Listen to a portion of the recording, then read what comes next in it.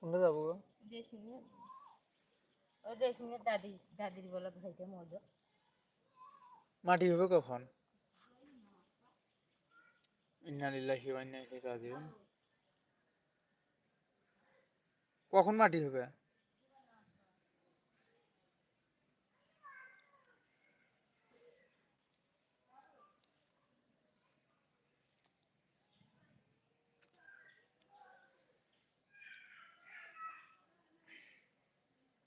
মানে কি বলবো, হঠাৎ করে মৃত্যুর খবর শুনলাম। হ্যাঁ, খুবই খারাপ লাগতেছে।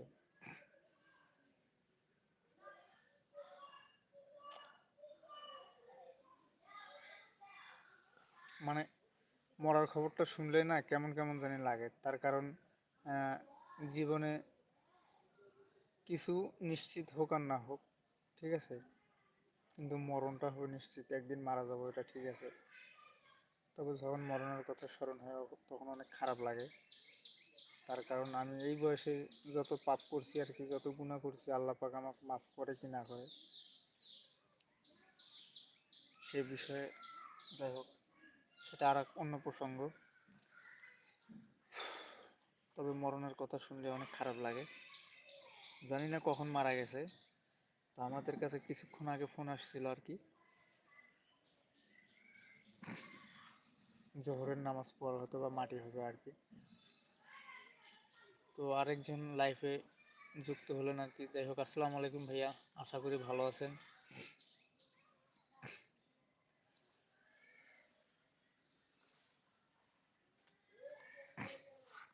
আচ্ছা ঠিক আছে, আজকে যখন লাইভটা একটু লং হলো, তো আপনাদের আমি কোন গ্রামে থাকি আর কি, তো গ্রামটা একটু দেখানোর চেষ্টা করি আর কি।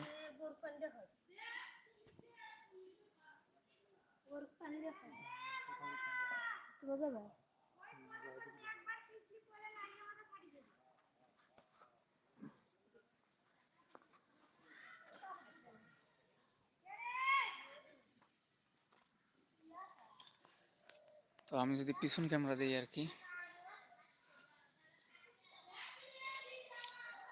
ওইটা হচ্ছে রাস্তা, মানে সিঙ্গেল রাস্তা আর কি। আর ওই পাশে ওই দিকে থেকে গেলে বিশ্ব রোড, সামনের দিকে কিছু বিশ্ব রোড থেকে নামার পরে এই রাস্তা দিয়ে আসা লাগে। এসে তারপর ওই পাশে আমাদের বাড়িতে যাওয়া লাগে। এই পাশে ছোট্ট একটা বাড়ি, টিন সেট। আর এটা হচ্ছে গাছের বাগান, এখানে আমি মাঝে মধ্যে আড্ডা দিই। অর্থাৎ আমার বাড়ি ওই পাশে, আমি এই জায়গায় বসে থাকি, ঠিক আছে। আর এটা হচ্ছে আমার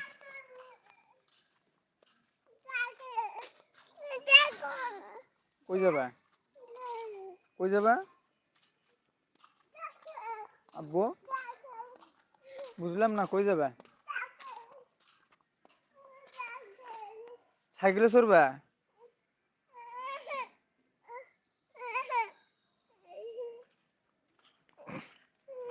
আর অনেক বৃষ্টি হওয়ার কারণে এইসব পানিতে ভরে গেছে আর কি। ওই পাশে ওটা পুরোটাই ধান ক্ষেত, ওই পাশে ওটা বিল।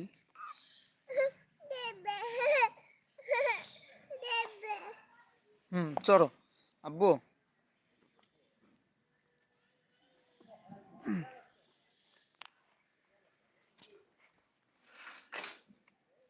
তো যারা যারা এতক্ষণ লাইভটার সঙ্গে ছিলেন তাদেরকে অসংখ্য ধন্যবাদ।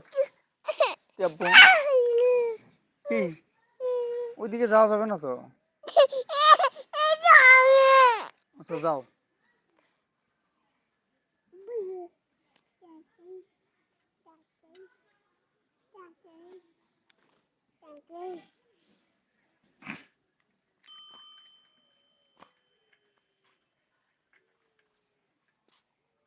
তো আবার সন্ধ্যাবেলা লাইভে যুক্ত হব যদি সময় পাই, ইনশাআল্লাহ, ঈশার নামাজের পর।